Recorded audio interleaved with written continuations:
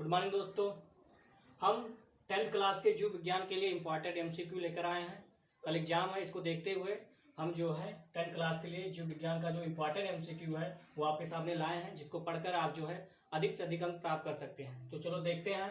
आपका पहला क्वेश्चन है, यकृत स्रावित करता है। जो यकृत होता है वो क्या स्रावित करता है? तो आपका आंसर हो जाएगा पित्त रस। यकृत जो होता है पित्त रस स्रावित करता है। यकृत जो होता है हमारे शरीर की सबसे बड़ी ग्रंथि होती है। ये कौन सा रस स्रावित करता है? पित्त रस, जिसमें कोई भी पाचक एंजाइम नहीं होता है, फिर भी यह भोजन पचाने में क्या करता है? सहायता करता है। आपका दूसरा क्वेश्चन है, हीमोग्लोबिन महत्वपूर्ण भूमिका निभाता है। जो हीमोग्लोबिन वर्णक होता है आरबीसी में पाया जाता है, ये क्या काम करता है? तो इसका प्रमुख काम है श्वसन। महत्वपूर्ण भूमिका निभाता है किसमें? श्वसन में। या ऑक्सीजन तथा कार्बन डाइऑक्साइड को क्या करता है? कैरी करने का काम करता है। आपका तीसरा क्वेश्चन है, कौन सी शिरा में शुद्ध रक्त बहता है? तो जो आपका पल्मोनरी शिरा होता है, जिसको फुफ्फुस शिरा भी बोलते हैं, क्या बोलते हैं? फुफ्फुस शिरा भी बोलते हैं, पल्मोनरी शिरा। इसमें क्या होता है? शुद्ध रक्त बहता है। केवल एक ही ऐसा शिरा है जिसमें शुद्ध रक्त बहता है, बाकी सभी शिराओं में अशुद्ध रक्त बहता है। और पल्मोनरी जो धमनी है उसमें अशुद्ध रक्त बहता है, बाकी सभी जो आपके धमनियां होती हैं उनमें शुद्ध रक्त बहता है। आपका चौथा क्वेश्चन है, निषेचन के बाद पुष्प का कौन सा भाग फल में बदल जाता है? तो राइट आंसर है अंडाशय। जो पुष्प का अंडाशय होता है वो निषेचन के बाद फल में बदल जाता है। और जो बीजांड होता है वो निषेचन के बाद किसमें बदल जाता है? बीजों में। मानव में गुणसूत्रों की संख्या है। जो मनुष्य होते हैं उनमें गुणसूत्रों की संख्या 46 होती है। अगर जोड़ों में पूछा जाए तो 23। कितने हो जाएंगे? 23। आपका 6th क्वेश्चन है, जाइलम परिवहन करता है। जो जाइलम होता है ऊतक पौधों में, वो किसका परिवहन करता है? तो जा से जाइलम, जा से जल। किसका परिवहन करेगा? जल का परिवहन करेगा। जो जाइलम होता है वो जल का परिवहन करता है। ये यह ऊतक किसमें पाया जाता है? पौधों में। 7वां क्वेश्चन आपका है, समजात अंगों का उदाहरण है। जो समजात अंग होते हैं उनका आपको उदाहरण बताना है।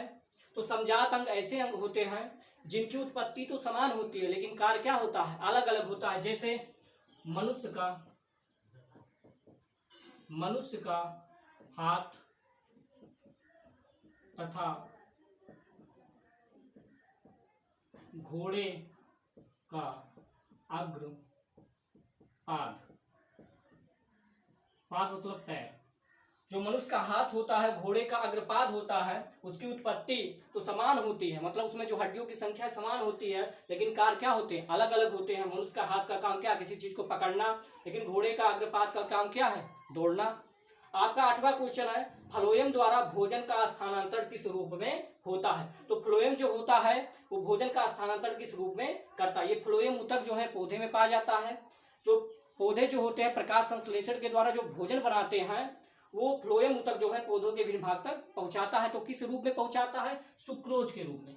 इसके रूप में? सुक्रोज के रूप में। 9वां क्वेश्चन है, मेंडल ने अपना प्रयोग किस पौधे पर किया था? जो मेंडल थे, इन्हें आनुवांशिकता का क्या बोला जाता है? जनक भी कहा जाता है। इन्होंने अपना प्रयोग किस पौधे पर किया था? तो मटर के पौधे पर इन्होंने अपना प्रयोग किया था। मटर का वैज्ञानिक नाम भी पूछा जाता है कि मटर का वैज्ञानिक नाम क्या है? तो क्या नाम है उसका? Pisum sativum. जो मटर होता है उसका वैज्ञानिक नाम होता है पाइसम सैटिवम। तो फिर से रिवाइज कर लेते हैं। पहला क्वेश्चन क्या है? यकृत स्रावित करता है पित्त रस। दूसरा क्वेश्चन है, हीमोग्लोबिन महत्वपूर्ण भूमिका निभाता है। तो आपका राइट आंसर है श्वसन। कौन सी शिरा में शुद्ध रक्त बहता है? तो पल्मोनरी शिरा में क्या बहता है? शुद्ध रक्त। चौथा क्वेश्चन है, निषेचन के बाद पुष्प का कौन सा भाग फल में बदल जाता है? तो आपका राइट आंसर है अंडाशय। मानव में गुणसूत्रों की संख्या कितनी होती है? 46 या 23 जोड़ी। जाइलम परिवहन करता है। किसका परिवहन करता है? जल का परिवहन करता है। जाइलम जो है पौधों में पाया जाने वाला एक ऊतक है। समजात अंगों का उदाहरण है तो मनुष्य का हाथ तथा घोड़े का अग्रपाद, जिनकी उत्पत्ति तो समान हो लेकिन कार्य क्या हो? अलग अलग हो। वही समरूप अंग अगर पूछ लेगा तो जिनकी क्या होगी? उत्पत्ति अलग अलग होगी लेकिन कार्य क्या होगा? समान होगा। 8वां क्वेश्चन क्या है, फ्लोएम द्वारा भोजन का स्थानांतरण किस रूप में होता है? तो सुक्रोज के रूप में होता है। मेंडल ने अपना प्रयोग किस पौधे में किया था? मटर के पौधों में मेंडल ने अपना प्रयोग किया था। तो यदि आपको चैनल अच्छा लगे तो चैनल को सब्सक्राइब कीजिए। Thank you.